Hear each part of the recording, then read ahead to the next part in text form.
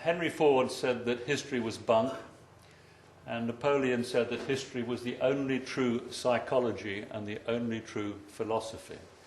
I think we can all realise that if we got the wrong history and been given the wrong information, it is bunk. So Henry Ford was mostly right, I'm afraid. But Napoleon had a very important point about it being the only true philosophy and the only true psychology. And we all know how convoluted philosophy becomes. So maybe we can learn from the past. And this talk is to put the big perspective, the big picture in place. My work centres on the incredible research of Christian and Barbara Joy O'Brien, and they have, if you like, provided the roadmap of time for me to fill in the gaps, and I continue with Christian O'Brien and Barbara Joy O'Brien's research. This is the book, The Genius of the Few, and their discovery of the Garden of Eden site, which was called Karsag by the Sumerians, written up in great detail. This is their book called The Shining Ones, which gives us the, if you like, a masterwork of all their research carried out over their lifetimes, in particular during the last 30 years of Christian O'Brien's life. He retired from the oil industry in 1971. One of his most interesting discoveries is this island of Atlantis, but he was one of the world's great exploration geologists. He was responsible for rewriting geology books. He went out to the area of the Mesopotamian plains in 1936 as a young geologist from Cambridge to work as an exploration geologist and surveyor.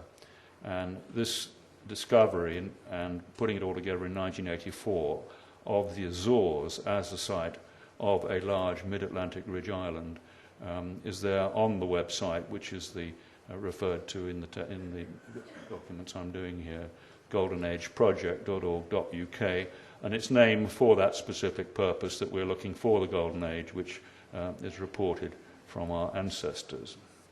The primary sources are The Genius of the Few, a book called The Path of Light. One of the most important references is a book written by the Reverend R.W. Morgan in 1860 called St. Paul in Britain. It does give the most marvellous information on how important the Druid culture was, and very much more not a religion but a way of doing things.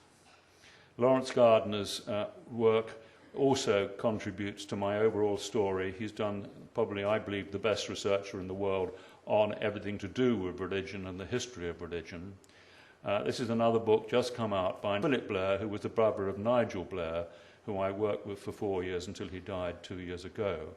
And Philip Blair is another Doctor of Divinity and a professor at the Balaman University in Lebanon, and I hope his department, or the archaeological department, will be doing some work on the Garden of Eden site.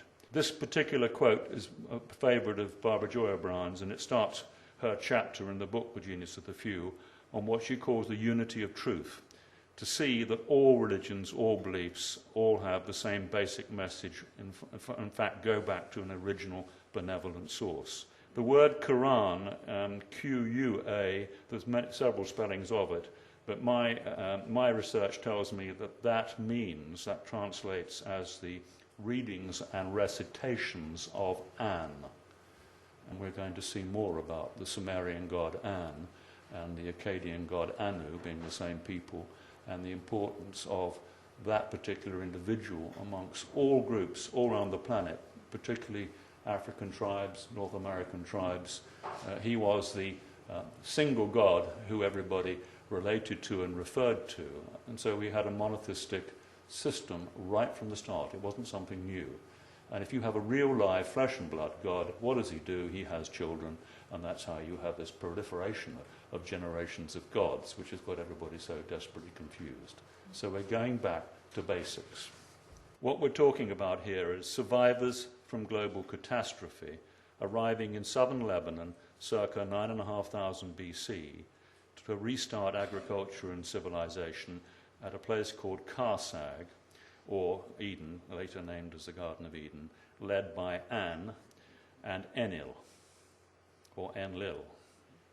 Together with 7 archangels, led by Gabriel, and her name comes through as Ninkar-Sag, Earth Mother, Mother Hubbard, all sorts of names link into that. Those three form a triad, principally because Enlil, his wife, is Gabriel or Ninkar-Sag. So Gabriel was a woman rather than a man, which is quite an interesting point from the point of view of history. And Gabriel didn't necessarily mean a name at all. It meant governor. She was governor of Karsag. And many of the names we're looking at here are names of people within a role society. They're joined by the Watchers, who were the first order of craftsmen, as they're described, who are also teachers and craftsmen. And subsequent generations are known as the people of the god An. For example, Tuatha Danann means the people of the god An, and the Druids are also referred to as the people of the god An, and they're seen as simply a development of the people of the god An. They arrive in Britain around about 4000 BC, which is accepted by Colin Renfrew and all the conventional archaeologists as the start of agriculture and mixed farming in Britain from the Near East. Almost certainly, principally by boat. They set up the golden age of the city-states under the divine laws of An and Enlil, who are described also as the immortal gods. Enoch, on being summoned by An, is taken by two angels and visits the planted highlands. So we have this word heaven, which O'Brien translates and makes much more sense, the word Hashemin, with the root in the middle of that word Shem, meaning planted highlands, as opposed to some kind of nebulous place in the sky. To record the detail of what was going on, he was asked to write down everything in the language, we believe it was called Emi-An, the language of heaven. They had their own internal administrative speedy writing, which Enoch refers to, and that same in-house writing, which in effect is what we call the Phoenician alphabet, was in place from the very earliest of times, and we even find the Druids still in-house using that particular writing language, but I will come on to that later. In the Bruce Codex, which is very important, probably the most important, along with the Askew Codex, source documents of what Jesus is actually teaching to his inner circle of disciples, and the translation of that is in the back of the room in that book called The Path of Light. Jesus actually refers to being in the building of knowledge when Enoch was there. In other words, when Enoch went to record all that was going on, Jesus refers to being there. And Muhammad also describes a similar visit. We won't go into the detail of what's actually happening here, whether it's reincarnation or whatever else, but it's very important that within the records those two facts are accepted. Now, the philosophy and practice of the Golden Age equates as near as we can to the Abrahamic faith and is contained within the archaic, the oldest Sumerian records from which the Christian, Hebrew, Islamic, Vedic and other records eventually evolved. These three later points I'm going to deal with tomorrow, but they are these. Rome was not the founding seat of the Christian faith. The movement began in Britain, notably Glastonbury, amongst the Silurian people of the southwest, some while before St. Paul went to Rome. Baronius, the great Vatican historian, actually puts the date at AD 37. So the Vatican's own top man confirms that particular point. Emperor Constantine proclaimed Christianity as the state religion of Rome because he had been born, raised, and lived until his imperial appointment as a Christian in York, where his father, Constantinius, had married Helen, or Elaine, who was the daughter of our famous old King Cole. Just before his death, he received an Arian Christian bishop, and there was no difference between the Arian Christians and the British Christians, and the style of Christianity that he had encountered in Britain. What Augustine brought from Rome to England in AD 597, much later, was not Christianity, as commonly taught, but Catholicism. The word holistic, just to remind everybody what it means, it is the whole view, the overall view.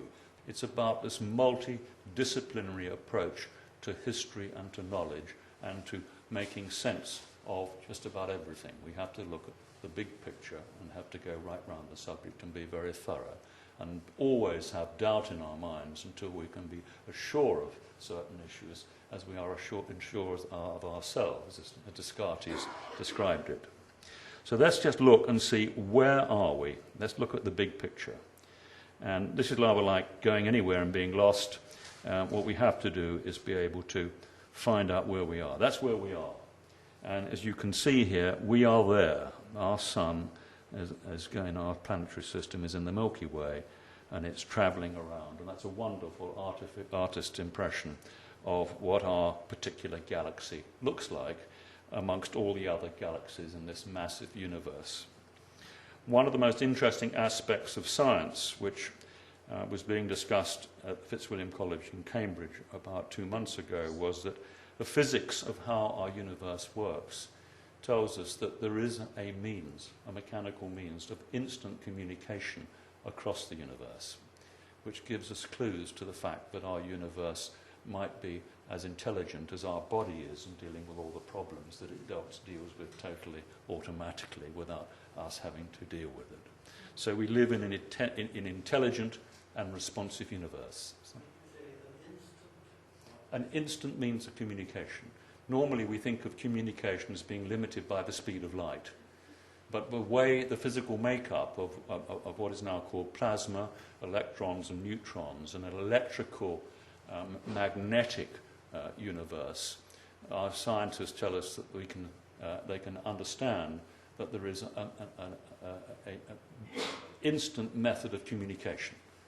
Now, I won't go into what that instant method of communication is, but it's rather like having a thought here, and that thought will be across the universe almost instantly. So that science is now being talked about. This is how far we seem to have got in the last 50 years about what's going on out here. So what our sun is doing, the sun jumps and dives through the mid-plane of the galaxy. And this particular picture shows a very interesting point. There are weaker cosmic rays, the Earth is warmer, and stronger cosmic rays, the Earth is cooler. And so we have a factor here that cosmic rays have a very major impact on us and our lives and our weather and our history. And if we're bathed in a great big blast of cosmic rays, the Earth can freeze over so many clouds that it turns into what's called snowball Earth. And as we are at the moment with the terrific activity on the sun, then the cosmic rays are not getting through to create the low-level clouds over our oceans. And that is one of the main regulators, or second largest or important regulator of the climate. This is the kind of conditions which would have drenched the Earth with enough cosmic rays to make it freeze over. And here we have this extraordinary image here of the sun, showing the eruptions from the surface of the sun, the solar wind, which goes right out beyond our planets. And if we look at any comet or any debris coming into our solar system, remember that the tail of the comet or debris is going away from the sun, demonstrating the power and effect of that solar wind. And we're talking here about the magnetic, and you can see the magnetic influences in these explosions or eruptions on the sun's surface. And the Earth is protected by its magnetic field.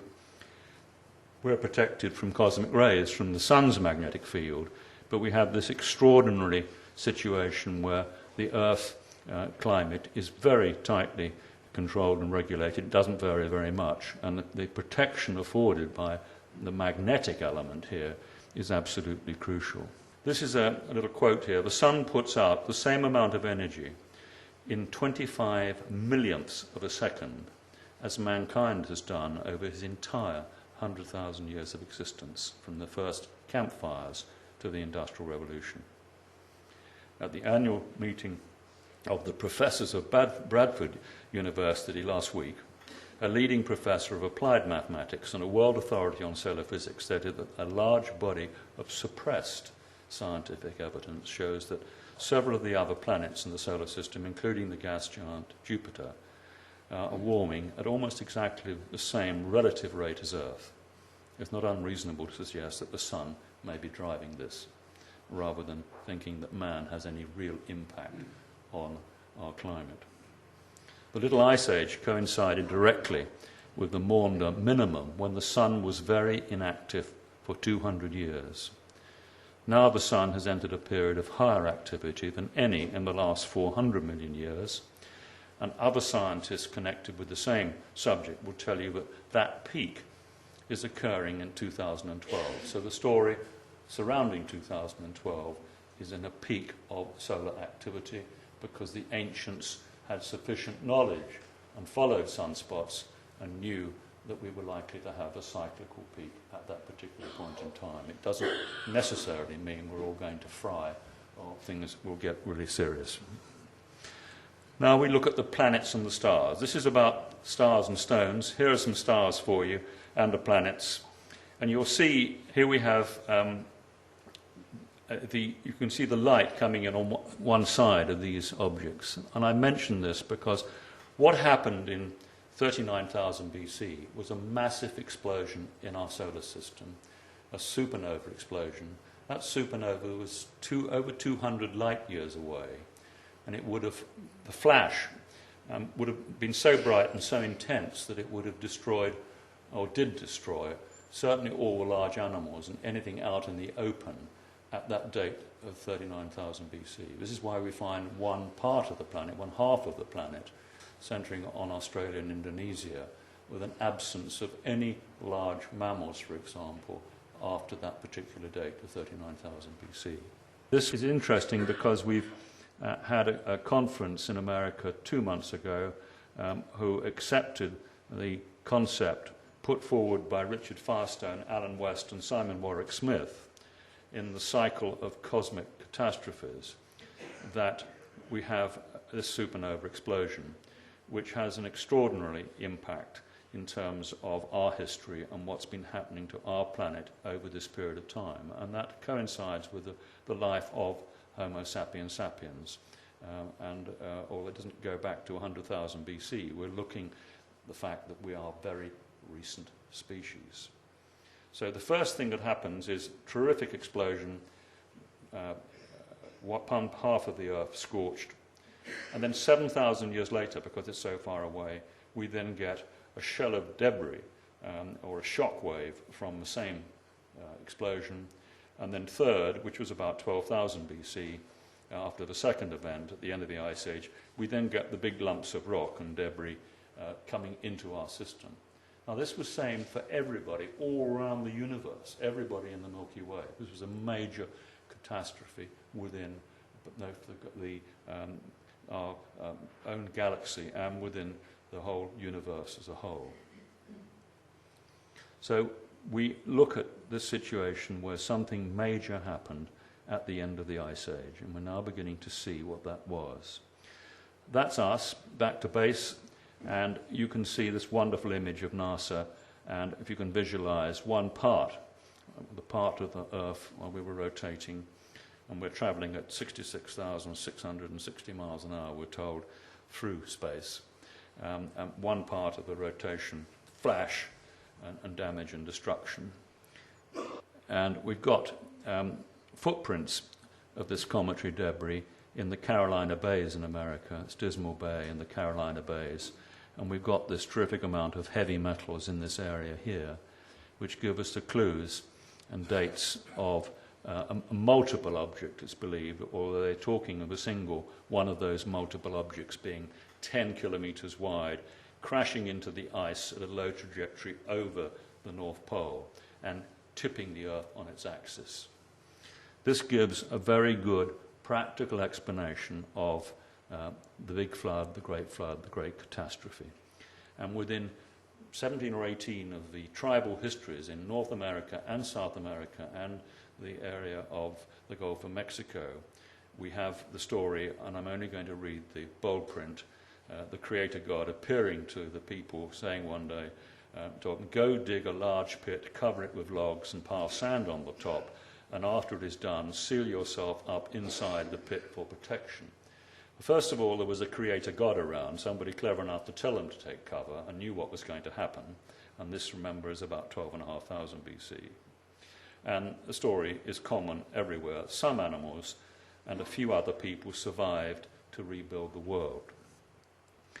That is a structure where we actually have evidence of that type of structure being built at Göbekli Tepe in Turkey. Right about 9,500 BC it's been dated from the occupation, but it may well have been much earlier. And we see these massive roof supports right the way through here being excavated, which would have been covered with a very, very solid timber roof and loads of earth on top of that to provide somewhere dry. You can see it's up on the side of the hill, somewhere where people could have gone to hide or get under cover from the kind of problems that were created by the debris and destruction which was described and forecasted by their gods. This is a clip from John Gagnon's latest book, which is called The Great Pyramid Speaks, which is right sharp-end knowledge, very important, very interesting, and much of the work here is being confirmed and backed up and supported because nobody likes to put information out until they can get the academics and the professional historians, if you like, to verify it or confirm it. But here you have a situation whereby the Earth being hit in this direction here, you would see what happened was that the ice cap would have moved south, hence the rapid melting. Your mammoths here in Siberia, out of the area of the first impact, the large mammoths in this area here, suddenly in grazing on steppe vegetation, would suddenly find themselves into an area which was freezing cold. And that's why we have so much evidence of mammoths being frozen solid with the grass still in their mouths at that particular time. Many, many other pieces of information which are associated with the terrific movement of waters around the planet, the complete tipping and disruption of the seas, washing across America, and all the evidence of caves in the direction or line of flood, if you like, from these events being filled with debris. And it's analysing all the sites around the world where there is kind of debris and the dating of that debris. We can build a picture of the actual structure of this great flood, great catastrophe for which there were very few survivors. Now, the staggering importance of this ties in with the Great Pyramid. Although I'll deal with Enoch first. We have this wonderful records called the Books of Enoch, the Secrets of Enoch. They were all part of our church records. They were considered to be extremely important and included from the early times in what was called the canon, the church canon. But they were removed by St. Jerome in 390 AD, about 60 years after Rome had taken over the job of running Christianity. And so it's very sad that Enoch's books were removed and are still not regarded as important by the Church of Rome because they were a marvellous history book. And Enoch actually says in 1 Enoch that the earth tilting on its axis, during which the earth labours and is violently shaken. And this event led to the largest mass extinctions for 3.5 million years. And whether it's Noah's flood or not is something which we can debate. It looks as though we had quite a lot of floods, but this is the big flood. We think of Noah's flood as the big flood, but Noah's flood was probably a smaller flood at a later time, and I'll come to that later. But this was the big flood, and the eventual demise of a large island on the site of the Azores. With the earth moving on its axis, we see cracks opening up, and you can see those cracks opening up in the Rift Valley, which runs from Turkey right the way down into Malawi. You can see the East Azores fault zone, which we're going to look at in a minute. Large cracks opening up in the earth, which are all recent and can be dated to this particular incident. But the Great Pyramid reflects the dimensions of the earth, the northern hemisphere in particular, and the star shafts which run from the King's Chamber actually align with the stars Zeta Orionis and Alpha Draconis. And the suggestion here And obviously more work needs to be done. This is one man's marvellous research. We're looking at the Queen's Chamber shafts, pointing to where those stars were before the Earth tilted on its axis. Now, long-term geologists will tell you the Earth's been buffeted and bumped around for millions of years. And so we've got something here which is very important, because along with all the other high technology, we look as though we're looking at an advanced civilization which has left encoded in the Great Pyramid the memory of that fearful event which would have, as I say, killed virtually everybody on the planet. The biggest mass extinction for 3.5 million years at the end of the Ice Age. This is the area of the Azores. It's a flood basalt construction. There's a whole series of information on this on the Golden Age Project website, and you'll see something that looks like a crater. It was what's called a hotspot, and it was flood basalt. And this is a massive construction all the way up the well, this particular area of the Azores is a massive construction, the highest part of the Mid-Atlantic Ridge. And you can see here this fracture zone here. There's a fracture zone which runs, called the Krakow fracture zone there, and the Mid-Atlantic Ridge down through here. And we're going to just show the picture of the Azores from the latest undersea levelling taken by Cardiff University, and see that we can actually create, just simply by lifting it up and down, we can show an island exactly as described, not only by Plato, but many, many other individual historians independently and within all the memories, tribal memories of people on both sides of Atlantic. That's a picture of a comet, and that's supposed to be coming near the Earth in about 2016. That's a lovely image of a tsunami, and these are the kind of problems that we would have faced with very large areas of land being inundated. And we had a tsunami in 487, which would have destroyed most life around below the 70-metre contour of Britain. We don't know how high it was, but we find the evidence of destruction.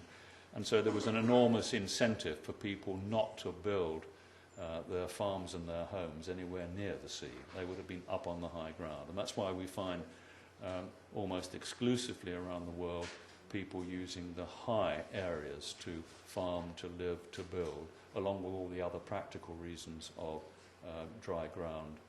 And in Britain, the time of Stonehenge, we were 2 degrees warmer, twice the rainfall, and therefore that land then, which would have had a foot more of topsoil than it's got on it now, would have been an ideal farming area and would have been easily cleared, and would have probably been cleared 2,000 or 3,000 years earlier than Stonehenge was actually built. Although there is an original structure at Stonehenge dated at 8,700 BC, posts, which would suggest that that site was chosen much, much earlier for our ancestors to provide station stones in order to be able to make very accurate calculations on the position of the Earth in relation to it having moved on its axis. And so a great deal of recalculation had to be done by the ancient surveyors and astronomers. This is a wonderful picture, the whole series of them done by a Frenchman called Hergé for National Geographic, based on all the archaeological knowledge that was being produced from Mesopotamia in the 1920s and 30s. And this quote is from the Epic of Gilgamesh. And I looked at the weather, stillness had set in, and all mankind had turned to clay. And between the two figures you can see a cube, which is the ark. The ark was supposed to be a cube. It's been called a cube, a ship, animals going 2 by 2. But from the more recent research and the logic of what I'm saying, you will see that was almost certainly like the Ark of a Covenant. It was a large box which contained all the scientific tools and genetic material to restart life. That's what you would expect an advanced civilization to be able to do, and that's what you would expect us to be able to do if we were faced with the same problem today. And also here we have a flood story in the 3rd millennium in Sumeria. So you'll find that all our biblical records come from, much of them comes from that time when the Israelites were in Sumeria, and when they were exiled in Babylonia, which was the remains of Sumeria. And the Enuma Elish, which is the creation story of the Sumerians, is almost word for word, line for line, the same as the early chapters in Genesis. So we're looking at Hebrew records being put together from material from earlier Sumeria, much earlier, 2,000, 3,000, 4,000 years earlier, and Egypt and other parts of the world, and also from Canaan, because the land of Canaan was far more sophisticated than Egypt or Mesopotamia at a much earlier date, and we're going to see how as we go along. Just bringing into modern knowledge about genetics and agriculture, because farming was absolutely crucial and producing food was absolutely crucial, and it's even more crucial now with the prospect of an increase from 6 billion people on the planet to 9 billion people on the planet over the next 50 years, we're told. Now, these 3 boys, and it applies to everybody on our planet, including Aborigines, Pygmies, you name it, share a common ancestor through the Y chromosome, male ancestor, at about 50,000 BC. Fact of life. That should open a few eyes for people who think we're all different, when in fact we're all so much the same, so recent, so closely related. And remember that we all have different skills and abilities, whatever our colour, whatever we are, whoever we are. It's finding what our special skills are that we should be looking at and not making judgments or measurements on preconceived ideas. This is a slide from Professor Daniel Zokri, who was the world's leading agriculturalist at the Jerusalem University. And although it's 93, 94 time, it makes this point that if we look for the oldest seeds, and we can date seeds to plus or minus 8 years, if we look for where those early seeds come from, and the original crop assemblage with einhorn wheat, emmer wheat, barley, chickpea, flax, vetches, ordinary peas, we find that they all centre in this area around Tel Aswad, which is very close to Damascus. A chickpea down here and the chickpea up here. And there was a marvellous report not long ago, about 4 or 5 weeks ago, on the chickpea being such a special product. It's almost unbelievable how good it is for us to eat that. And the idea that it occurred naturally is something we're going to look at next. The molecular genetic evidence for the spread of farming in Europe comes from a similar paper on the same conference, and we find that we can take all the evidence for the spread of farming in Europe back to this site in the Near East. Colin Renfrew has put the language families and spread of farming also to the same area, but he didn't join them up. And maybe 10 years ago he was justified for not being too adventurous.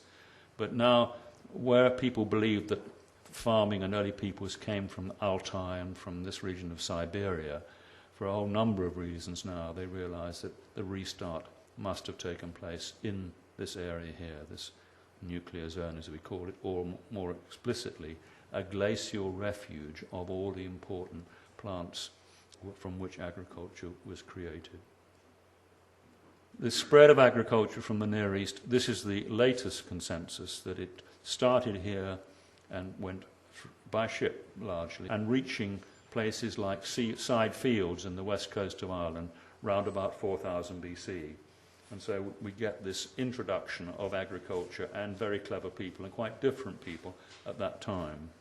Then, in the same way that we've kept discovering more older and older civilizations over the past 1,000 years, we're now looking at the discovery of this great archaic civilization in the Golden Age, which was spawned by earlier and earlier or earlier civilizations. A little bit of agricultural science. Early forms of emmer and einhorn wheat. The miracle of wheat begins with wild emmer and einhorn, early grains that have small tough seeds that cannot be effectively processed for food or easily digested by humans.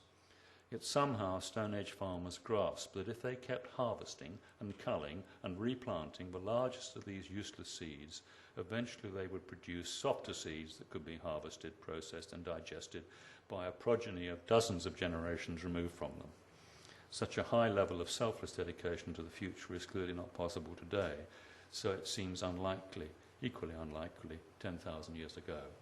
And our domesticated seeds are quite different from our wild seeds. We want the domesticated seeds to hold on so they can be thrashed and carried from the fields. The wild seeds naturally flutter to the ground. You want even germination, which is so crucial when you plant a crop. And also all the spiky bits and awns on the wild plants, so that animals and birds and the wind can blow them around, whereas if we're farming, we want to collect them and we want to put them in the ground precisely at the right time, at the right depth and the right moisture conditions. We're led to believe that corn, maize this is, came from this particular plant. And it's the same story here, that it's so different to the original native plant that it can only have been created by advanced knowledge and, dare I use the word, very clever genetic modification. We had two of the world's most famous botanists, Botemer and Zeist, Dutchmen, and they, in a core sample, a sediment core sample from a lake, just over the mountain from Mount Hermon, where we're going soon, they found maize pollen and they dated it at 7,500 BC. And the establishment said, oh, that's impossible, maize comes from America, go away and you're sacked, we're not going to give you any more work to do. It wasn't quite like that, but it's the kind of reaction you get if you challenge the academic establishment, what I call scientific dogma. And remember, that this lecture is going to be dealing with religious dogma, scientific dogma, and we may even touch on political dogma. And they are the big bugbears of having a peaceful world and a better organized world. Same with domesticated animals. This is the wild boar tooth and the domesticated pig.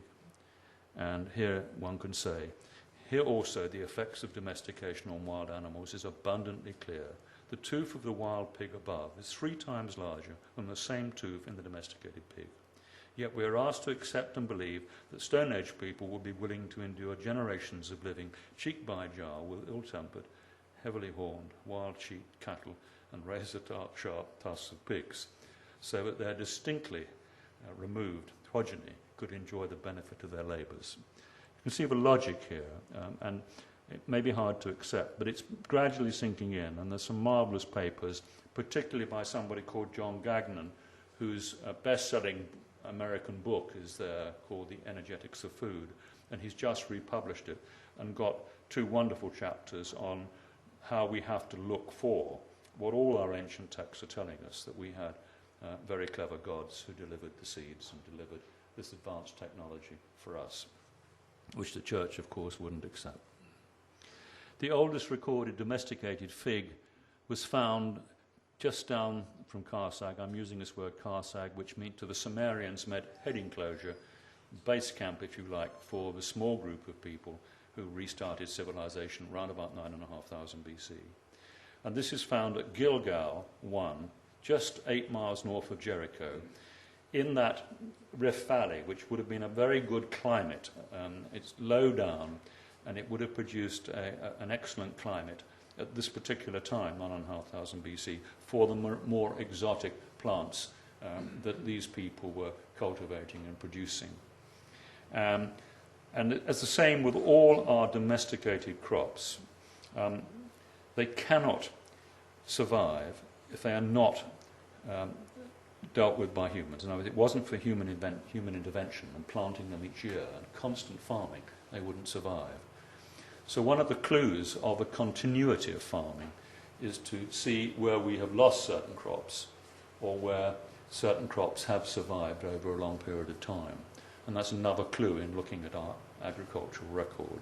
This variety of fig, known as a parthenocarpic, the fruit develops without insect pollination and is prevented from falling off the tree, allowing it to ripen.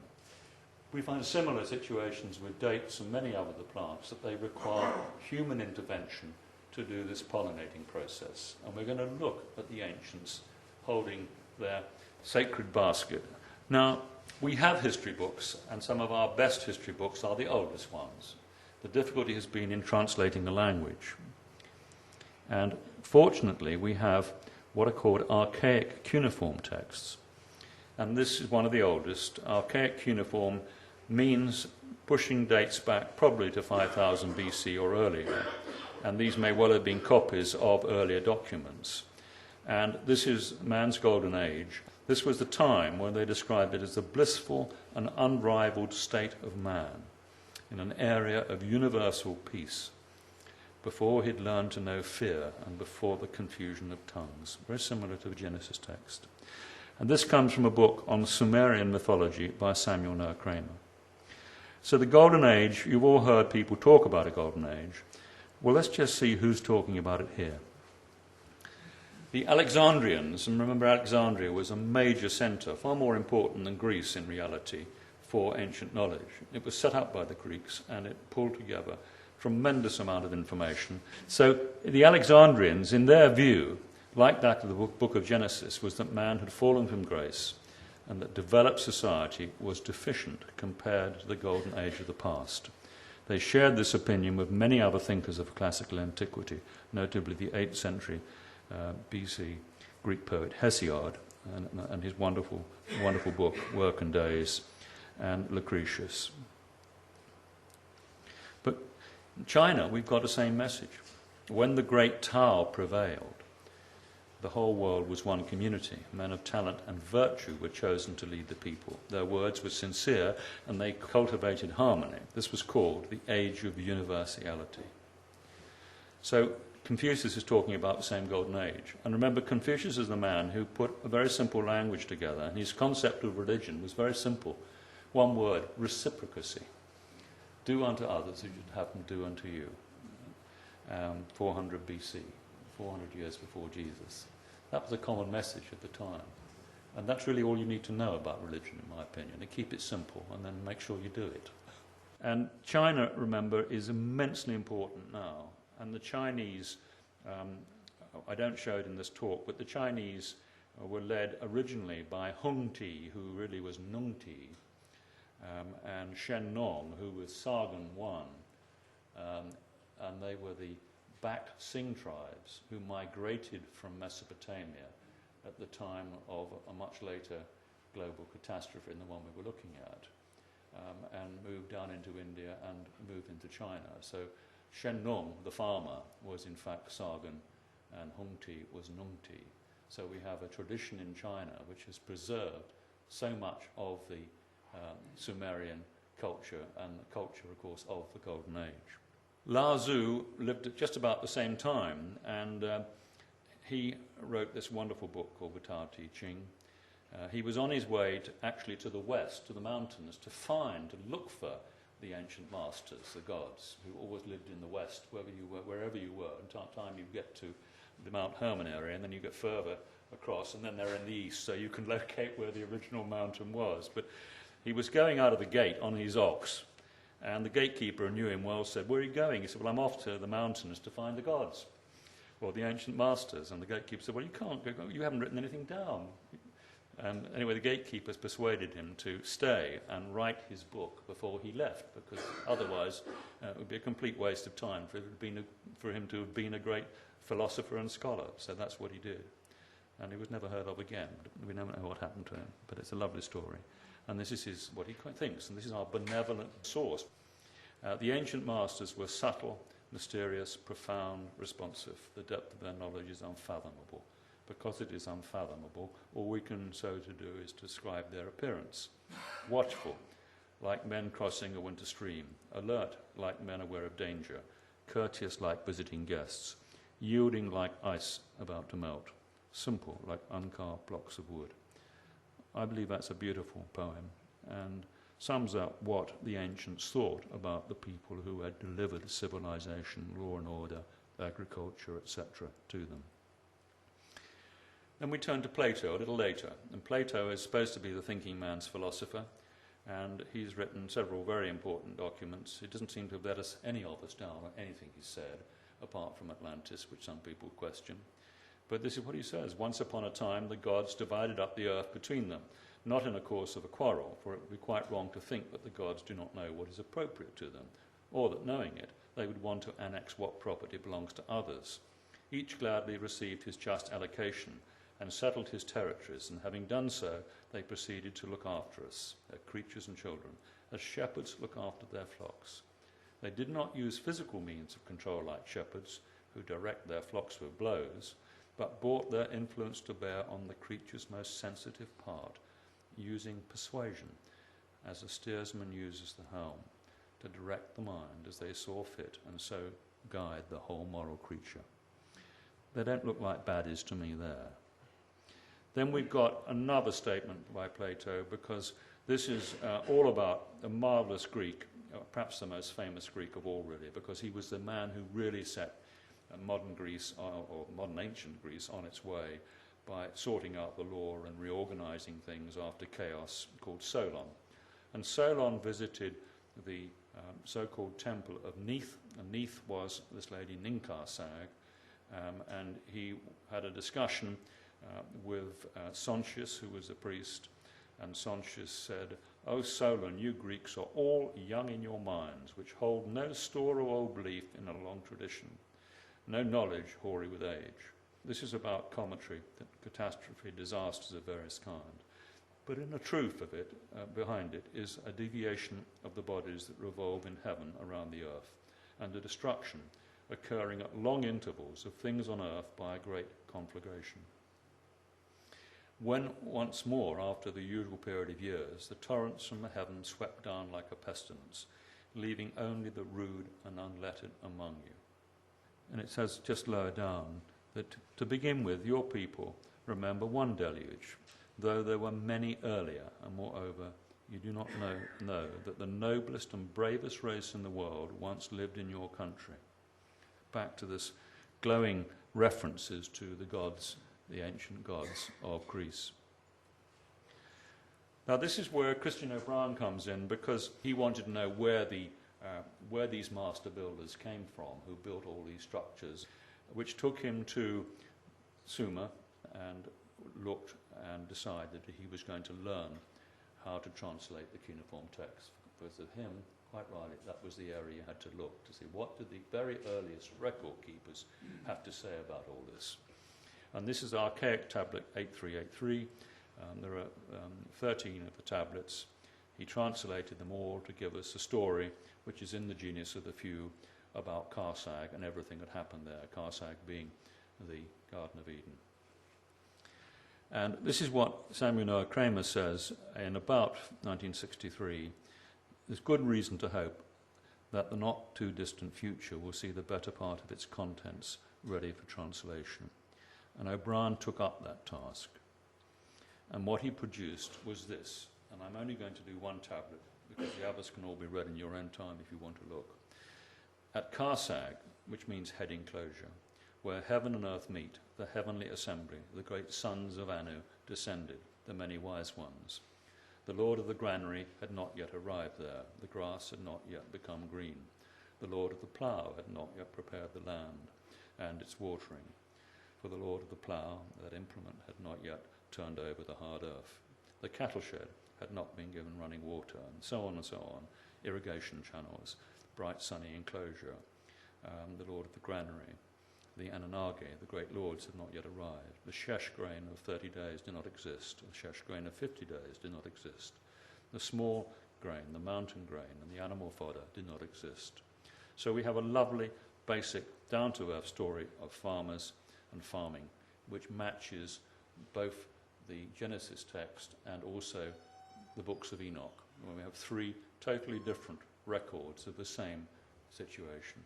I said earlier, we know where the likeliest place is for the start of agriculture, and it centres on this area here around Damascus. And here are the snow-capped mountains of the Lebanon mountains and the anti-Lebanon, with Mount Hermon at the end of the anti-Lebanon range. Some people think that Armenia and the area around Lake Van and this much northern area was where agriculture started. But for a whole number of regions, a build-up of ice and the fact that vegetation didn't even reach here until about 3000 BC, this area being a glacial refuge was far more appropriate, far more serious contender for the original starting point. And looking at the map, this is interesting too. I put this in because it just shows Damascus there, Sidon, Tyre, Beirut there. And you can see the Sea of Galilee, the Rift Valley, Jordan, Nazareth. You can see here extraordinary location. It would, if anybody was really clever, that's where they would have chosen to go at that particular point in time in history.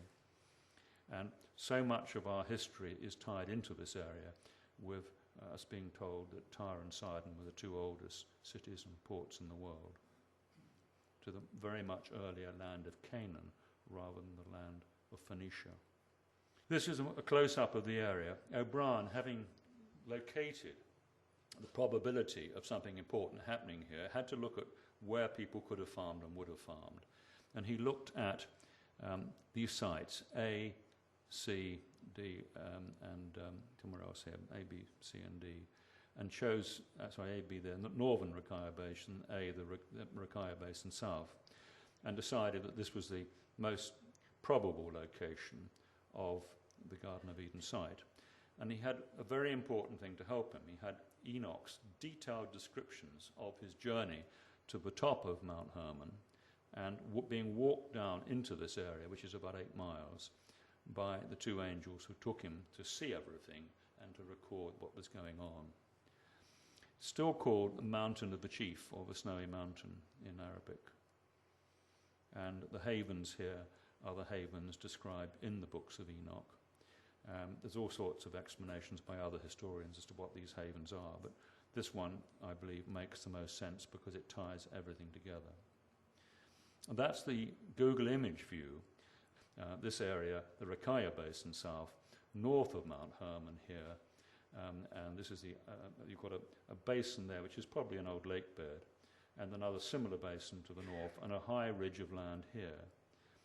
And the clues were O'Brien put together in his book, which he wrote in 85, remember, he put together from the French Ordnance Survey map where the reservoir would have been, because it's very clear from the contours where you would construct a reservoir, and only that one place, where the overflow watercourse would have to go to take all the storm water when there is too much water in the area, which in certain times of the year, in this particular location, with all the winter snows and melting of winter snows, and any storms, mountain storms, you get tremendous quantities of water coming down, and in the summers are incredibly dry. So you have this problem of going from very wet to very dry. So you have to have a storm water course to take all the water away, and a water course which will literally ration out or collect water for irrigation during the summer months. And that's also why crops were so critical, and how long those crops took to mature from the time they were planted to the time you could harvest the seeds. So what I want you to look at here is, this is not to scale some of these, but he's talking about the building of knowledge. I'm going to look at Enlil's great house and come to that later on, another extraordinary link. But this was the great house which Enlil built for his own use, which was in a wonderful, prominent position, seeing everything, so he could see everything from his bedroom window, like every farmer likes to do. And cattle sheds, etc., houses for the watchers, and this great watercourse. You can see the line of the watercourse from the dam. So on the Google images, there we have, you can see here, right where one would expect it, following the contours, what looks like, I believe is, when you look close, the remains of the great watercourse. So here we have all the clues of the Garden of Eden and physical structures on the ground. And it's a gigantic canal, massive. The closer you get, you can see it's clearly built must be built of large stones or rock cut through the rock, as the great ditch around Jericho was. Nobody knew how they could do it because of the technology they used. It just seems impossible that you can go through hard granite or basalt like cutting cheese, but that's what they seem to have done. Although in the old text there were all sorts of complaints from the workers about having to build that, and that was a big problem for them. And one of the excuses given why they started creating man himself to provide an extra labour force for the operations. And then here you have an even larger version here. And it looks as though they collected water from both sides, and was another channel came in here. And a complex here of structures, which they may be recent, but there's so much interest on the ground here that we're hoping that the Lebanese authorities will allow a preliminary investigation and start really looking. And it's fairly straightforward these days to get pollen cores and to very quickly start dating pollen and building up a profile of exactly what was happening there, because we're looking for all the cedar trees, the cedar forest. We have a story of Gilgamesh and Enkidu going to the cedar forest. Well, this is where it would have been. The gatekeeper would have been the person at the gate of the garden, which was an enclosure and enclosed. Whether it was part of it was enclosed in stone, because that's what it says, but much of it would have possibly been enclosed by a pale fence of some kind. And so lots of the ancient stories tie in with people here. And in every religion you have similar clues that the gods, the sons of the gods, lived near Mount Hermon, for example, in the Hebraic records.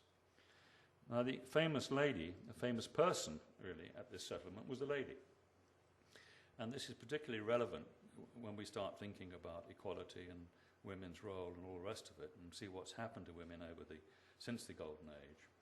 And here we have head biologist, brightest spark of the lot was the lady who was given the name Ninkarsag, or Ninil, Ninkarsag, many other names which evolve here. But she's the Queen of Heaven, she's the goddess of irrigation, and we may find that paying respects to springs and wells and a goddess of irrigation all tie back to the lady Ninkarsag.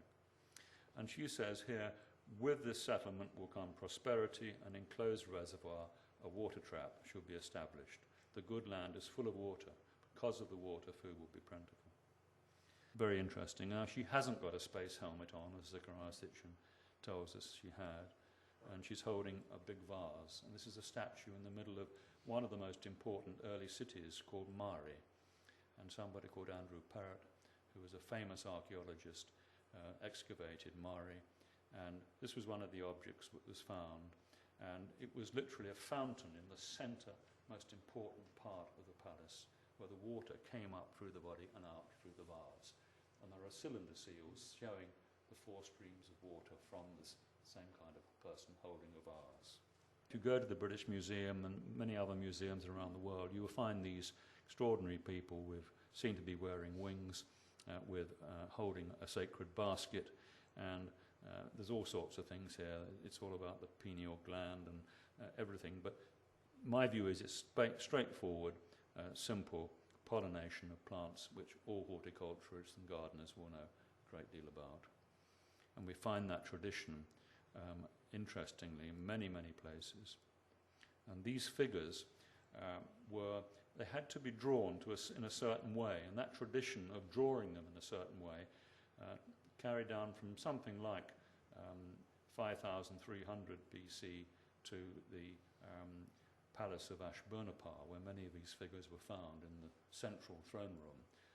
The history of the Assyrians was written on them, but they were considered to be the gods who had delivered civilization to the Assyrians. Now, we just only have to go across to Mexico, La Venta, and you can just see that the same sacred basket here. Do you see the sacred basket being held in the hand of a man on this statue? And the snake, which is often represented as the plumed serpent god. We find the same traditions which we saw in Assyria in Mexico. And then we go to northern Mexico. La Venta is on the coast, further down south, but in the north, further north, we go to Tula, and we have the same basket being held in the statues of the gods. On this, look at this platform here, it's absolutely magnificent. One of my networkers took this photograph, a magnificent photograph of Tula in Mexico. And the sculptures of what are called the Apkallu. If you go to the British Museum and say, what are they? They say the Apkallu or genies, and they're supposed to be spirit beings, mythological creatures.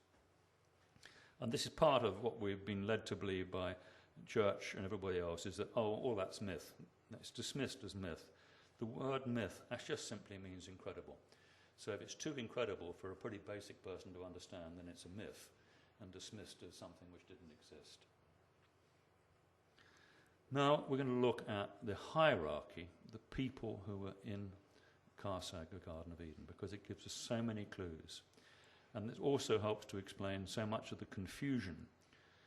I'm going to read it out because it's so important. Names from the text appear in this brief summary to provide a guide to establish other names used for the same role, the same individual, or subsequent successors within an ordered and disciplined role society.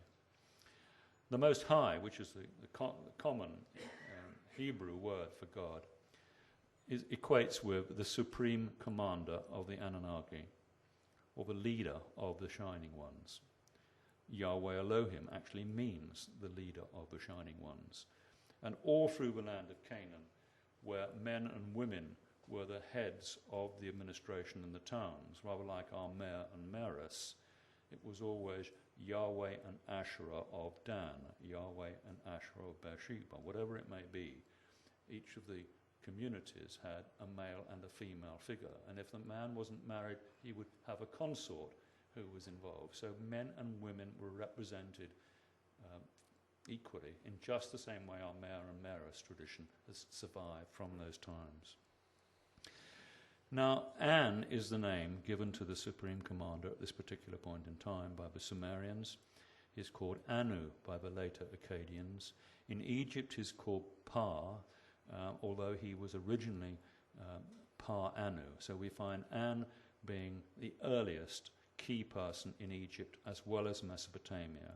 And these are all the African tribe names from Philip Blair's marvellous book, God's Credentials, and these are all related to the same person. And of course Allah is the same, Amun, and we say Amen at the end of our prayers. Baal means the great Lord, and Baal Hadad was the great Lord Hadad, who appears to have been a son and successor of An.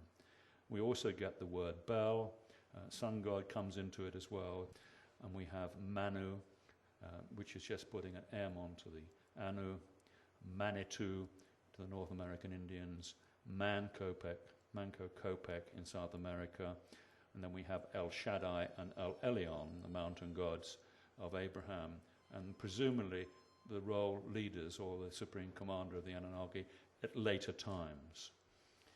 Also, we've got Quetzalcoatl in the same way. And what we find, of course, is that Yahweh would appear to be the title specifically adopted for an individual at a much later date. So the first key point I'm making in this talk is that we have two claimants to be the supreme God of all of us, An or Yahweh. And if we believe that God was a real person, then we need to take the senior one, who is An. If we are looking at a different form of God, we may be looking at members of the family at a later time, or we might be trying to put a name on the Great Spirit, and most of the so-called primitive tribes didn't have any doubt in saying that God was really the supreme or the Great Spirit, the great force within nature, within life, and everything around us. And that same Great Spirit is also in us as well. It's just a question of how we performed on earth in order to fulfill that role. And plugging into the intelligent and responsive universe seems to be the best way of explaining what is required for individuals, and not to be hanging one's hat on material which clearly may well have been distorted over time. The Lord of the Spirits is the second person, and there's a lot of complications around the spirit, which comes from the Greek pneuma, and there may not have even been an intention to use that word. We know what we use it for, more or less. But we also have an interesting situation that the confusions here also arose because Enlil, who was a key person here, was always originally the lord of the cultivation, lord of the hoe, lord of the pickaxe. But then later translators, religious translators, regarded him as lord of the wind. And his name was associated with a plant pot, and it was called Li. And they translated Li as wind rather than Li as cultivation. But it was one of the problems in the translations, and how Christianity and Christian beliefs and Christian upbringing allowed people to put a religious slant on almost everything they did. And that's why it's become so difficult for us to understand the past.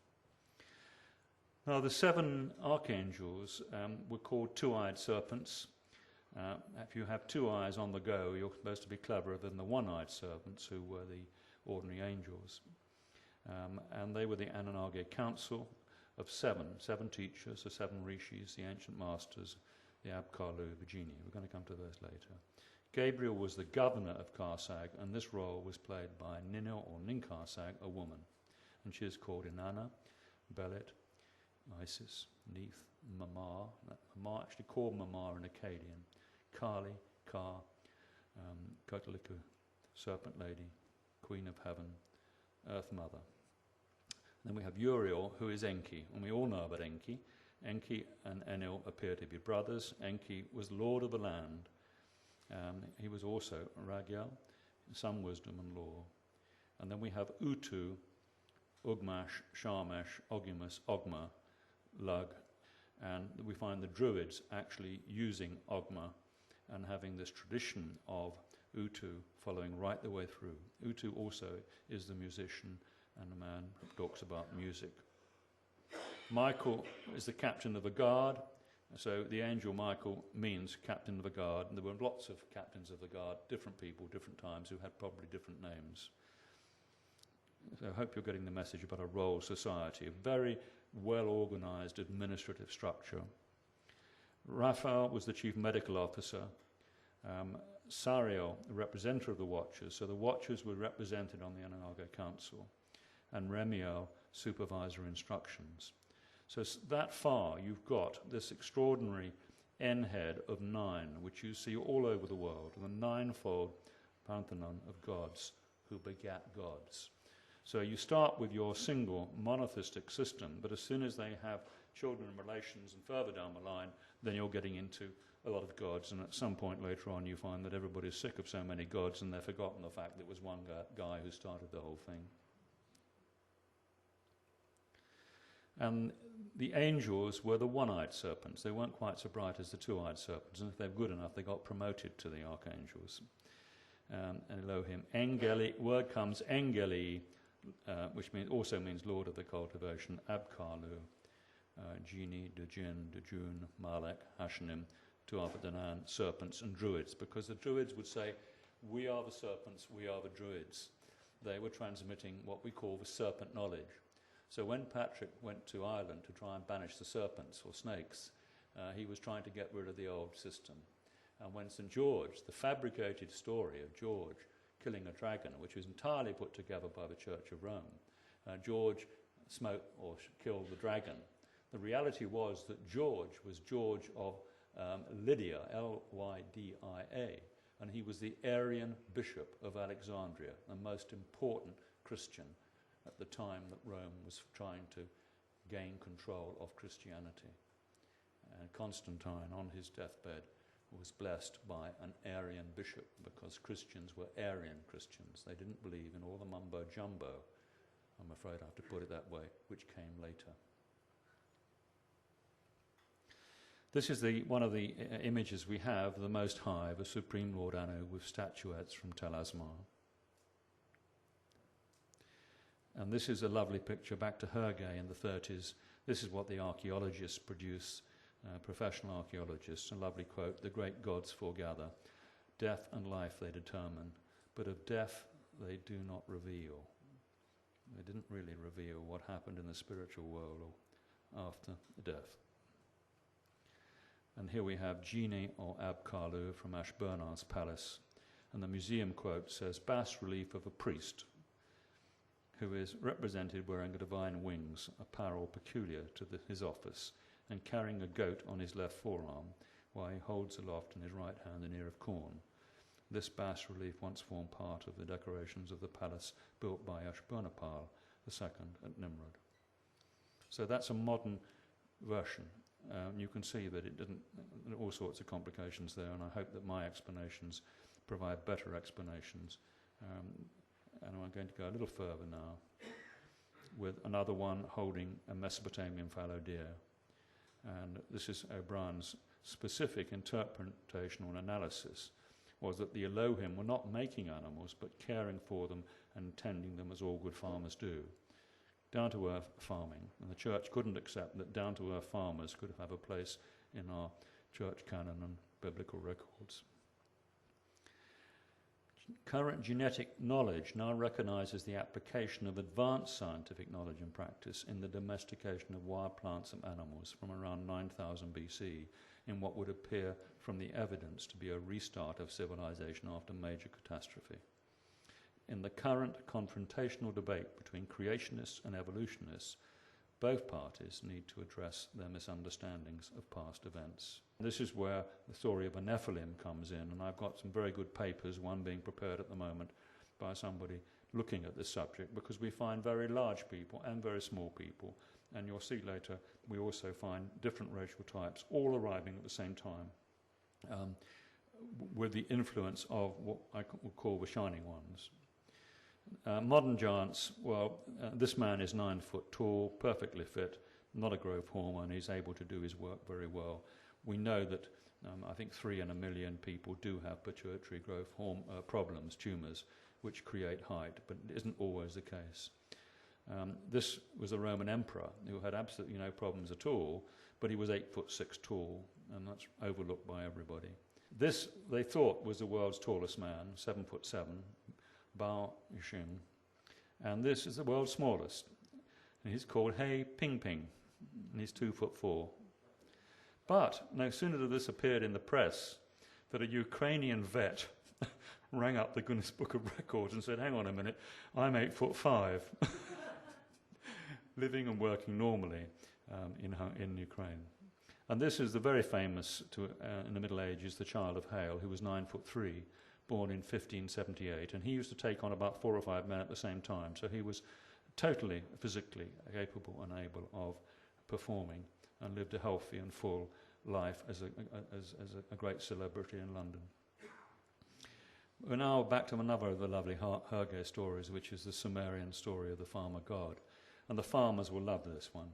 Early 3rd millennium. Cow and calf he caused to multiply, much fat and milk he caused to be produced. That's from the Sumerian myth about the farmer god. They have to be called myths because they couldn't possibly start telling true stories about that kind of thing.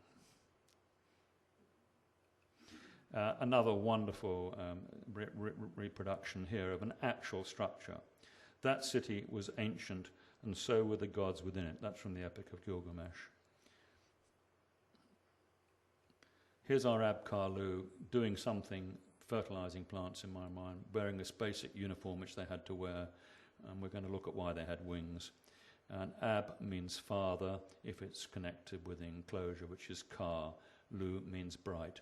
So the real meaning of these words that the British Museum use is they are the bright farmers from the enclosure. And that's one of the images we have of the Egyptian creator god, and that is an image of the same person as we have with the Mesopotamians, Pa Anu. Just to dwell a little while on this, because I have big arguments, as you probably gather, with people who believe in angels, and we have so many things in our memories which the church perhaps has put there about angels, but because they are the bright farmers from the enclosure and they have wings, people imagine that they could fly. Well, they may well have flown, but I doubt very much whether they use wings like that. And we have all sorts of, maybe something like 18 references in the Bible about the Ruah, in which people were flying around in, and all the ancient stories talk about the gods flying around, but I won't get into that area. But Enoch has this lovely quote. Their clothes, this is when the 2 angels visited him and took him up to heaven to record all that was going on, all the planting highlands. Their clothes were remarkable, being purplish, with the appearance of feathers, and on their shoulders were things that I can only describe like golden wings. Here we have a Maori princess in 1921 wearing a most marvellous feather coat. And I believe that they were using natural materials like feathers to produce clothes, which would have been wonderful clothes, special clothes, which would have done all sorts of things. And I think the idea that they had wings was a mistaken identity by Enoch, or could have been a mistaken identity by Enoch, but it stuck within the folklore. But clearly it was very important to describe the Abkalu, or the archangels and angels, as having wings. That was that denoted that they were divine beings. That was the words that we used. Measuring rod and tape, the measurements of the fields. You've got the rolled measuring tape and the measuring rod. This is the divine triad, 2 male and 1 female at Tel Halaf. That's a man there, look. It's in the German Museum. And we've got Anu, Enil and Ninkasag. Our triad is 2 men and a woman. Here we have pygmies. Pygmies were once a single indigenous group spread around the world in ancient times, but eventually hunted, killed, enslaved or eaten mainly by the Negro race. They originally evolved closely linked genetically to white Europeans. They're very close to us, to the white Indo-Europeans. Perhaps it's a racist remark when this was written, but Jean-Pierre Hallet wrote a wonderful book called The Pygmy Bible, which just supports and confirms all I'm telling you now. But the pygmies have a higher brain capacity per volume of their weight than we do, and a significantly higher intelligence ability too. They're capable of learning 5 languages very quickly, knowing all the names of the trees and plants in the forests, and the diseases of those plants and how those diseases can be fixed. Quite extraordinary. And we're beginning to learn from the pygmies and the Dogon tribe and a lot of these people that they had passed down this knowledge from the past. And they were, I believe, part of this role society. They were genetically bred to do a certain job to make the world run more smoothly. And it was, if you like, genetic manipulation for the benefit of the planet, which we're now forced to consider now with all the problems we have. Enoch records all these records, and Enoch talks about measuring, and angels with measuring cords, irrigation, rain gauges, the sluices. This is all about the Garden of Eden site. And also the study of the stars and the moon. So the first records we have of people who are surveying the stars and doing all kinds of fantastic work are the angels in these very early books, which takes us right back to 9,500 BC. And their angels study mankind and record the behavior of men and how they live. Let that stick in your mind for a moment, because we're going to deal with that in a moment. Canaan's stone was part of the Jubilees, and this is about Noah's grandson, Canaan. And he found a writing which former generations had carved upon a rock, and he read what was thereon, and he transcribed it, and sinned owing to it, for it contained the teaching of the watchers, in according with which they used to observe the omens of the sun and the moon and the stars, all the signs of heaven. And he wrote it down and said nothing about it, because he was afraid to speak to Noah about it, lest he should be angry with him on account of it. Wonderful piece. The recording angel and original sin, this is something where the angels were simply recording the behaviour of men and how they live. They weren't making judgments about them. And O'Brien makes this point, that they were not concerned with guilt or original sin. And this particular part of a text was used to tell us that original sin was important. And this is a little bit on the Watchers about pen and ink, and men were not created for such a purpose, to confirm their good intentions with pen and ink. And Cash de Jean, or de Jean Cash, was an equivalent to who we find in the Old Irish and the 2 Alfred and Anne legends. We find an exact parallel with him in the area of both Carsag and in Ireland. And many years later, Enoch found them there, and this is when the Watchers were getting a bit restless and wanting to mate with the other women in the area. And that was made into a big story by the church, as you know. Baalbek, very quickly, all we great Anunnaki decided to go on a rule. Anu and Hadad, or Adad, and that's where we possibly get the word dad from, would rule the highlands, and I, Enlil, would rule the lowlands. And so we have Enlil at Karsag taking the land right the way down into the Rift Valley, and the Anu taking, and Adad taking the land at Baalbek. And this is the spring. Jericho had a great spring. Karsag had the water supply, crucial in any early settlement. That is the massive platform at Baalbek. And that is the trilithons. And the knowledge of these large stones was that they were built by Cain to hide from the wrath of God. And the same story goes for Persepolis. There's another story in the Arabic that this platform was built by Bin, son of Jan, as lurking places for the genii to hide. So they're taking shelter in these structures from the cometary debris that's being thrown at them, and they had to make these big structures so they could provide rooms and valuables and chambers underneath. That's the stone of the Salve, 1,250 tons. It didn't reach the temple, but the 3 850-ton stones did. There is the corrosion, which shows that early structure, built almost like a mastaba, is much, much earlier than the Roman construction on top. That's a view from the temple platform. That's where the columns for the temple came from. The columns of the main temple were in pink Aswan granite and brought all the way from Egypt in the early Canaan times. Remember, the Roman history goes back to 700 BC. And that's 1,250 tons, but it broke, so they didn't move it. And you tell me how they moved it. That's what the whole platform was. It's the most important place in the world, and it was always said the gods lived at the head of the two rivers, and the two rivers were the Orontes and then the Litani. And so we have the home of the gods moving later times from Karsag. Well, actually, quite soon after Karsag was established, we get the spread and diffusion of the groups of teachers and people around. That's where we get the diffusion of the gods. And some of them went to Olympus, some of them went to On in Egypt, and we have that tradition around the world. Early sophistication, we've got the ruins at Jericho at 9,300 BC. We've got Catalhoic 2,000 years later at 7,500 BC.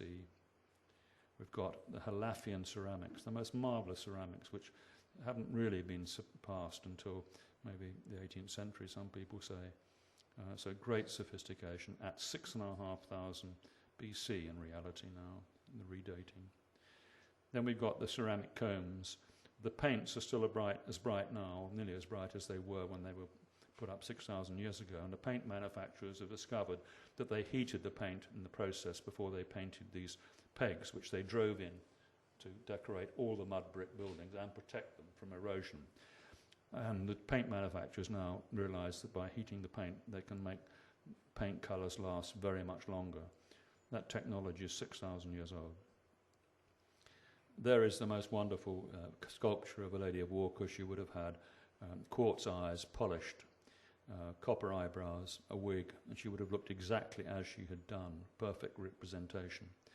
4,000 BC, clear Aryan type. And we find Aryan types, all the racial groups, all living in harmony together in Sumeria from the earliest times. I want to make that point. That is the kind of beauty created.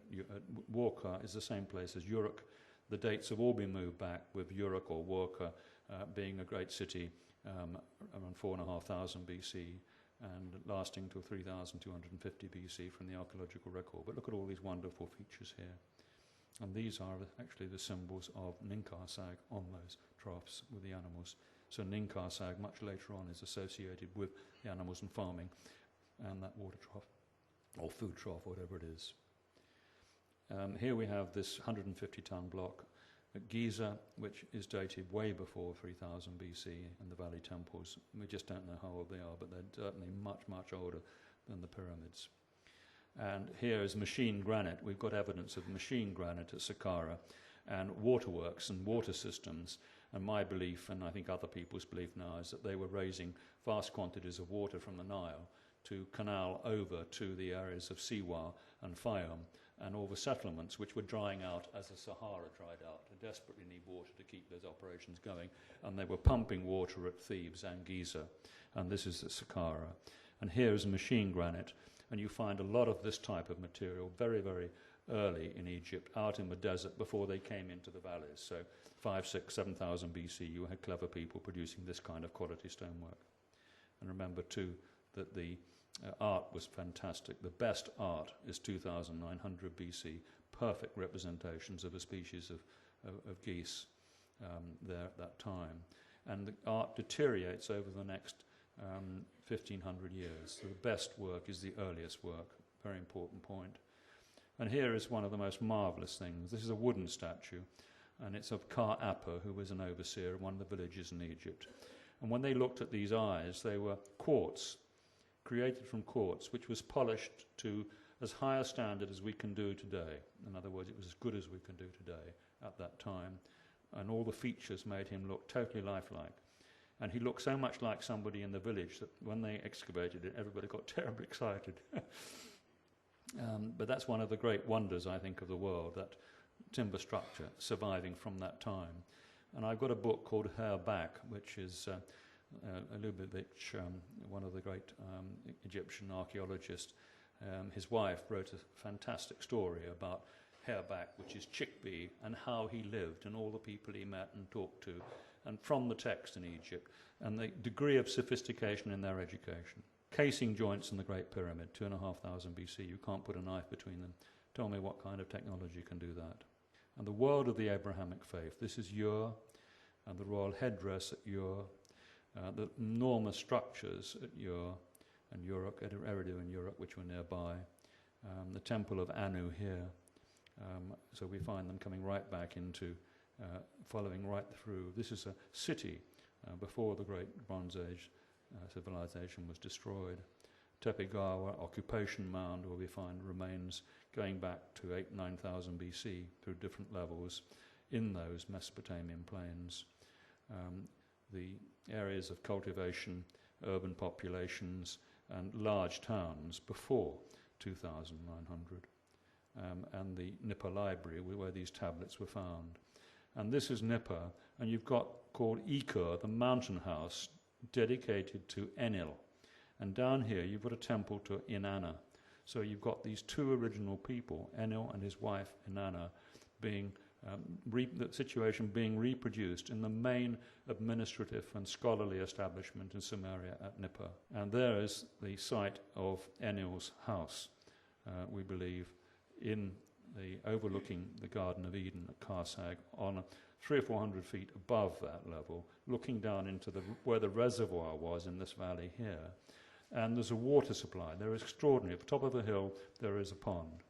And that's just what we see the ancient people doing, finding a spring above that level and then aqueducting down and underneath the valley up to that site, so that the water is there all the time, even though it's on a hill. And that was very common with all the early fortifications and all the early structures and sites. D'Oliveira in India, wonderful town, again about this time. They would make our water board and water authorities look a little silly because they saved every drop of water. They had to, but they had flush loos, they made use of all the human waste, and they allowed the river to flood into large tanks around the town so they could collect water during the rainy season to get them through the dry season. And further down the river you've got Lothal, the mouth of the Indus River, the docks, going back to those early times.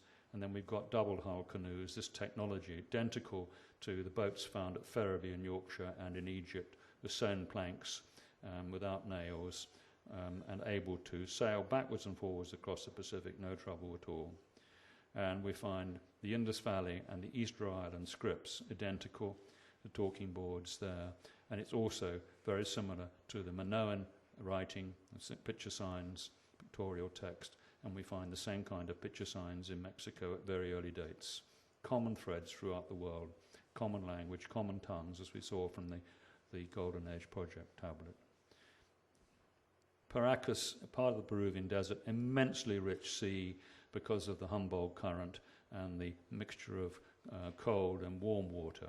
And there we find the early colonies from Mesopotamia and colonies from Egypt here, similar structures as we find in Mesopotamia, But interestingly, Lake Titicaca Plateau, we've got the remains of Pumapunka, where you have quite a different culture with massive stones, 26 feet long and 16 foot wide.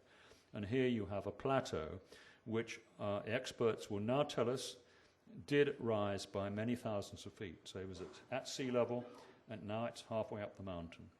And that's because of these massive convulsions in the Earth's crust when we had the axis shift.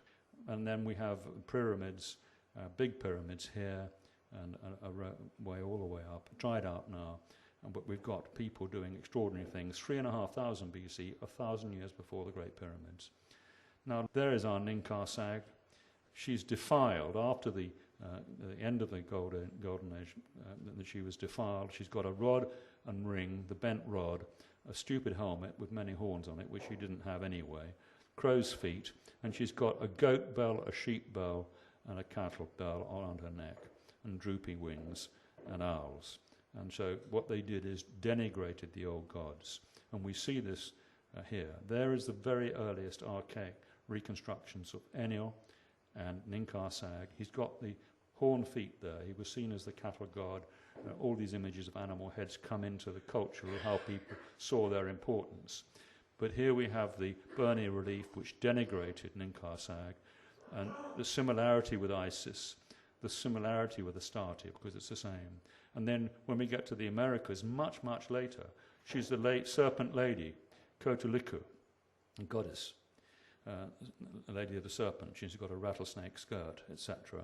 And when Cortez gets to Mexico City, then people are being slaughtered, having their hearts torn out in her name in Mexico City. So she follows through, but she's turned from a lovely lady, very intelligent, giver of everything, to a complete monster by the time we get to the Americas of Cortez and Montezuma. Law and order. Here is law and order being dispensed in the name of Ninkar Sag, a large chair stuck in the village. It's just the same way as we used to administer India and other parts of the colony with our regional magistrates and our district magistrates and commissioners. India was managed by 700 men who went round and kept good order at local level. Lord of the Rings, the handing over of the rod and the ring to the king by Sharmesh. And Sharmesh is one of the key figures, or key roles of different people over a long period of time, remember. And the origin of law was, if you look at the top of this stele, this is very important because it seems to be missed by everybody. Thorkild Jacobson in Treasures of Darkness, who translated the tablet, the cuneiform on this black stele, which is in the Louvre. It says, these are the edicts of Anu and Enlil. Our laws come right down from 9,500 BC. And they also, very important, Sumerian law gave equal rights to women, and false accusers were regarded and punished in a similar manner to thieves and murderers. Just think what would happen if we did that today. And neither God nor king was above the law. Robert Mugabe is above the law. Saddam Hussein was above the law. We just needed to discipline those two people, and look how much less trouble there would have been. The Urgmash tablet, Sharmesh. Same situation, giving out law and order, but O'Brien makes this point that he's actually described as the two-eyed serpent in this picture. And O'Brien's conclusion is how he reached one of the reasons he reached this conclusion of a two-eyed serpent being not a snake at all, but a very clever, wise man. So when we talk about serpent knowledge and the angels and the archangels, we're talking about extremely clever people, that tradition. Women in the law. This is even earlier than the Rabbi Code. Not many people know there's laws of Ashnunna. They might even not know that when Malutius recomposed the laws in Britain in 500 BC, which lasted until Alfred the Great. This is the kind of women, and this is Africa, the Sahara, the Amazigh, I think that's either the Berbers or and we have very sophisticated people living in North Africa way before the Egyptian times, and women played major roles in everything. And here are Sumerian ladies. We've got different racial types. We've got good art, primitive art. And here we've got the traditions still surviving in China, southern China, where they have their own language called Emi-An, which is Sumerian, and where they've sort of kept the details of their history within the language and writing. And that's women, exclusively for women. And in this part of the world, the women choose who and when they sleep with a man. That's the very firm tradition. The message, apparently, is you take the man's hand and give him a little tickle here, and that means you're okay. Otherwise, a man has no right to impose himself on a woman at all. In India, you've got a situation where women who run into debt have to pay ridiculous rates of interest, and they have to work in the brickyards. That's how clever we are these days, the rotten lives they have. And this is when Shah Reza freed women from the veil, and there they are all dressed up in bowlers and top hats and trilbies and having absolutely fantastic time. And that was the kind of liberated thought that we had in 1936 when Christian O'Brien first went to Iran. Now they put them in the backs of cars, the Taliban, and put a burqa over their heads. The veil they can't lift. That's, for some of you, look away at this point, but this is what's happening in Sudan, where a girl, because girls have no value, is simply left to die. And the photographer who took this committed suicide the following year. He confided with friends that he wished to intervene and save the child. And I'd just like to say a word for the vulture. The vulture has got a kind of conscience, in that the vulture wouldn't attempt to eat the child until the child had died. So we have to look at the animal world for common sense as well as the human world.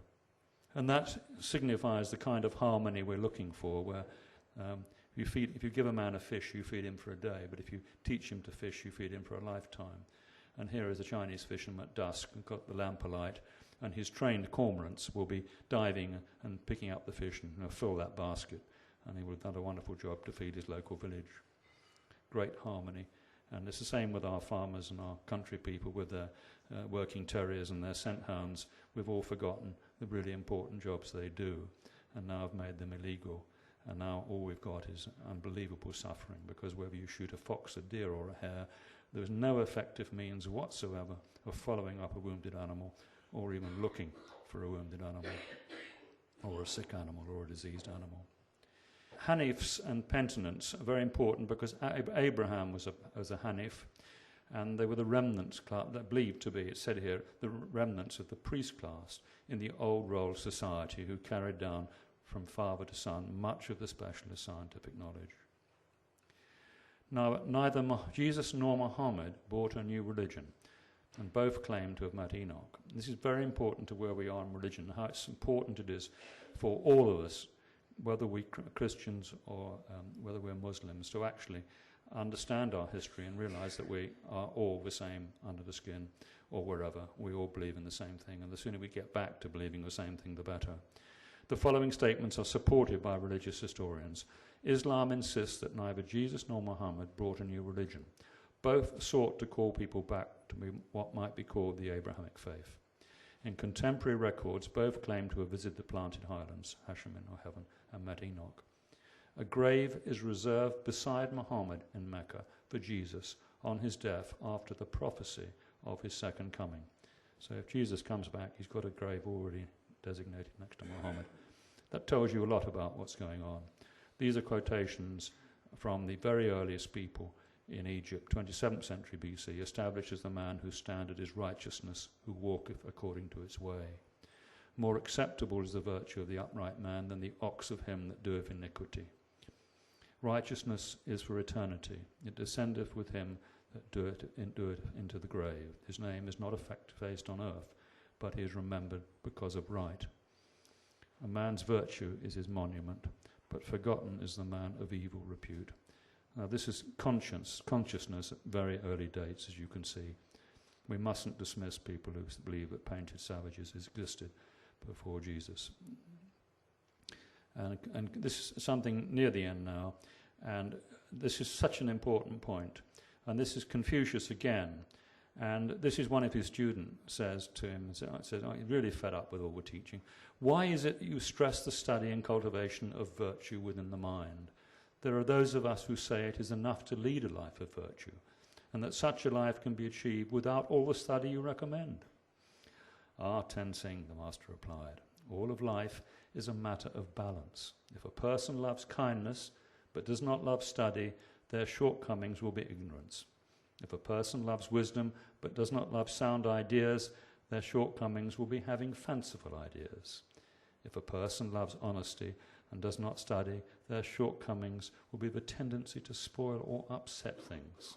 If a person loves simplicity but does not love study, their shortcoming will be the sheer following of routine. If a person loves courage and does not love study, his shortcomings will be unruliness or violence. If a person loves decision of character but does not love study, their shortcomings will be self-will or a headstrong belief in themselves. That's, to me, one of the most profound reasons for good education at all levels, particularly with politicians, scientists, priests, who should have a holistic viewpoint and holistic education, and like our Druids, at least 20 years of good training before they're allowed to spend our money.